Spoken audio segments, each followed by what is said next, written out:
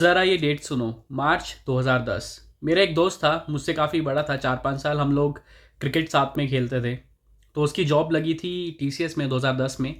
और पैकेज था 3.36 एलपीए या 3.18 एलपीए। कट टू अब आते हैं 2025, जो कि पिछला साल था। उसके कज़न की जॉब लगी टीसीएस में ही और उसका सैलरी पैकेज था 3.6 एलपीए। 16 साल, zero change. Exactly same salary offer कर रहे हैं एंट्री लेवल पे जो सर्विस बेस्ड कंपनीज़ हैं इंडिया की। मीनवाइल 2010 में 1 लीटर दूध की कीमत थी 25 रुपये। 2026 में वो 60 रुपये हो गई है। 2010 में 1 किलो प्याज जो था वो 15 रुपये का मिलता था। 2026 में वो 45 रुपीज़ के आसपास मिल रहा है। 2010 में अगर आप नोएडा या गुड़गांव में अगर आप 1 BHK रेंट करते थे तो वो 7-8 हज़ार का आ जाता था। अब 2026 में अगर आप हम वही 1 BHK रेंट करने जाओगे तो वो 18 हज़ार के आसपास मिलेगा। इन्फ्लेशन मतलब 97% के आसपास है, डबल हो चुकी है। और जो फ्रेशर्स की सैलरी इंक्रीज़ हुई है वो हुई है 0%। और एक और बात सुनो, टाइम वैल्यू ऑफ मनी होती है कि कैसे कैसे टाइम के साथ साथ जो वैल्यू है पैसे की वो भी बढ़ती रहती है। तो जो 2010 का 3.5 था, 3.5 लैक्स, वो 2026 का 7 लाख के बराबर हो गया है इन्फ्लेशन को अगर हम एडजस्ट करें तो। बट आप लोगों को अभी भी क्या मिल रहा है, वही 3.5 लैक्स। और लोग बोलते हैं कि इसी में ही खुश हो जाओ। और सबसे बड़ा बुरा लगने की बात बताऊं क्या है कि सेम 16 साल में जो टीसीएस के सीईओ की सैलरी थी वो 15 करोड़ से बढ़कर 72 करोड़ हो गई। मतलब 380% इंक्रीज मिला। जो इन्फोसिस के सीईओ की सैलरी थी वो 8 करोड़ से बढ़ के 72 करोड़ हो गई। 800% हाइक मिला।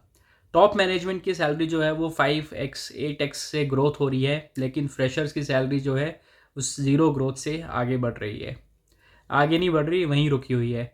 तो आज की वीडियो में हम बात करेंगे कि जो फ्रेशर्स की सैलरी है वो पिछले 15-16 सालों में इंक्रीज़ क्यों नहीं हुई है, इससे कौन बेनिफिट करता है, कौन सफ़र करता है, और आगे आने वाले टाइम में क्या सिनेरियो बन सकता है। तो नमस्कार दोस्तों, मेरा नाम है मनीष और आज हम बात करने वाले हैं इंडियन आईटी के सबसे बड़े स्कैम के बारे में, जो कि है सैलरी स्टैग्नेशन। जैसे मैंने आपको सारे बताया, आज की वीडियो में हम यही डिस्कस करने वाले हैं। तो वीडियो शुरू करने से पहले अगर आपने मेरे चैनल को सब्सक्राइब नहीं किया है तो प्लीज़ मेरे चैनल को सब्सक्राइब करें, वीडियो को लाइक करें और वीडियो को अपने दोस्तों के साथ शेयर करें। तो चलिए इस वीडियो को शुरू करते हैं। तो अब सुनते हैं कि 2010 में क्या मिल रहा था और 2026 में क्या मिल रहा है। टीसीएस में 2010 में 3.2 से 3.6 एलपीए के बीच में सैलरी थी। 2026 में ये 3.6 से 4.2 एलपीए हो गई है। इंक्रीज जो है वो मात्र 10 से 15% का है। इन्फोसिस में 2010 में 3.5 थी, 2026 में 3.6 से लेकर 4.5 एलपीए के बीच में है। इंक्रीज जो है वो 3 से लेकर 29% तक का है। पर मोस्टली अभी भी 3.6 एलपीए में मास हायरिंग होती है और टीसीएस में मोस्टली 3.6 में भी मास हायरिंग होती है।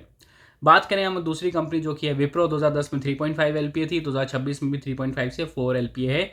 इंक्रीज जो है वो 0 से 14% तक का है। एवरेज सैलरी अक्रॉस तीनों कंपनीज़ में अगर हम एवरेज लेके चलें तो 2010 में 3.5 थी और 2026 में 3.7 है। तो टोटल इंक्रीज जो है वो 5 से 7% ही हुआ है पिछले 16 सालों में। और अगर हम हर साल की इंक्रीमेंट की बात करें तो 0.35% ही इंक्रीमेंट हुआ है। जबकि अगर हम इंडिया के इन्फ्लेशन की बात करें तो 2010 से लेकर 2026 के बीच में इन्फ्लेशन जो है वो ऑलमोस्ट डबल हुआ है और एवरेज एनुअल इन्फ्लेशन जो है वो 6% के रेट से बढ़ रहा है। मतलब अगर आप 3.5 एलपीए कमा रहे थे 2010 में, तो आपको अगर सेम अपना purchasing power, same lifestyle maintain करनी है तो 2026 में आपको 6.9 लैक्स कमाने की ज़रूरत है। बट जो फ्रेशर्स है वो अभी भी 3.7 लैक्स ही कमा रहे हैं। मतलब जो फ्रेशर जो 2010 में 3.5 कमा रहे थे, आज के फ्रेशर उनसे 46% लेस सैलरी कमा रहे हैं। बोलने को तो सेम ही सैलरी ऑफर हो रही है, बट उस पैसे की वैल्यू जो है वो काफ़ी ज़्यादा कम हो गई है, क्योंकि कॉस्ट ऑफ लिविंग जो है वो काफ़ी ज़्यादा बढ़ गई है। और अगर मैं बोलूँ कि सैलरी सबकी नहीं रुकी है तो ये बात भी सच है। जो टॉप मैनेजमेंट है उनकी सैलरी तो हर साल काफ़ी स्पीड से बढ़ रही है।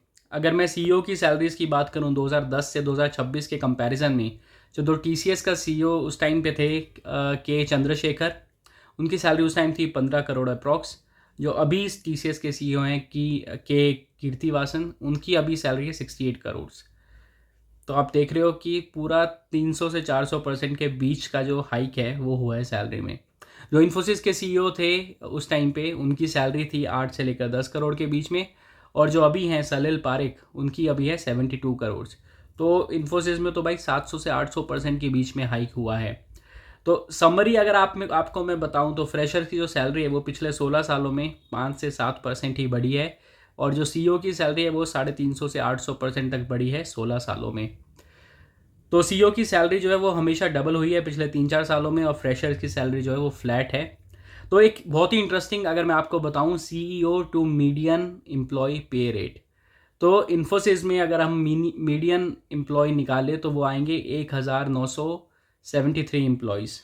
ठीक है, तो इसका मतलब ये है कि जो इन्फोसिस के CEO हैं सलिल पारेख, उनकी जो टेक होम है एक दिन का, तो जो मीडियन एम्प्लॉयज़ है इन्फोसिस के, वो पूरे 2 साल में उतना कमा रहे हैं। मतलब CEO की एक दिन की सैलरी है मीडियन एम्प्लॉयज़ की 700 प्लस डेज़ की सैलरी। तो आप देखो कितना ज़्यादा डिस्प्रपोर्शनेट है ये।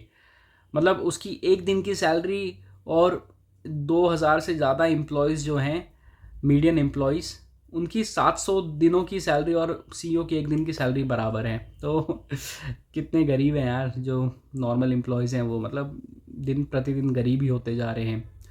और ये बस CEO की बात नहीं है, जो सीनियर मैनेजमेंट है, जो VPs हैं, डायरेक्टर्स हैं, सीनियर वाइस प्रेसिडेंट्स हैं, उनके साथ भी यही है, उनकी सैलरी भी काफ़ी बढ़ती है। लेकिन जो हम नॉर्मल एम्प्लॉयज़ हैं, हम लोगों की सैलरी इतनी ज़्यादा स्पीड से नहीं बढ़ पा रही है। अब हम बात करेंगे कि रियल रीज़न क्या है कि ऐसा क्यों हो रहा है। सबसे पहली बात, जो इंडिया की है, पॉपुलेशन ज़्यादा है, तो हमेशा जो सप्लाई रहेगी वो डिमांड से ज़्यादा ही रहेगी। इंडिया जो है वो 25 लाख स्टेम ग्रेजुएट्स जो है वो प्रोड्यूस करता है। स्टेम मतलब science, technology, engineering, mathematics produce करता है हर साल। और IT जॉब्स जो हैं वो 80,000 से 1 लाख ही है मोटा मोटा। तो मतलब 100 इंजीनियर्स compete कर रहे हैं 3 से 4 पोजीशंस के लिए। लेबर सरप्लस है, तो कंपनी सोचती है कि हम ज़्यादा पैसा क्यों दें, अगर एक नहीं आएगा तो दूसरा तो आएगा ही आएगा, तो इसलिए 3.5 पे स्टक होके रह गया है। रीज़न 2 अगर मैं आपको बताऊं तो कॉस्ट आर्बिट्राज बिजनेस मॉडल। जो इन्फोसिस TCS का जो फंडा है, विप्रो का भी, इनफैक्ट जो भी सर्विस बेस्ड कंपनी, उनका फंडा ये है कि वो US क्लाइंट को बोलते हैं कि हम आपको 10 डेवलपर्स देंगे $500 पर आवर, और US में सेम अगर आपको 10 डेवलपर लेने हो तो वो $2,000 पर आवर मिलते हैं। तो US की कंपनी 75% बचाती हैं, और ये जो कंपनीज हैं इंडिया की, वे 500 लेती हैं और आपको 50 देती हैं।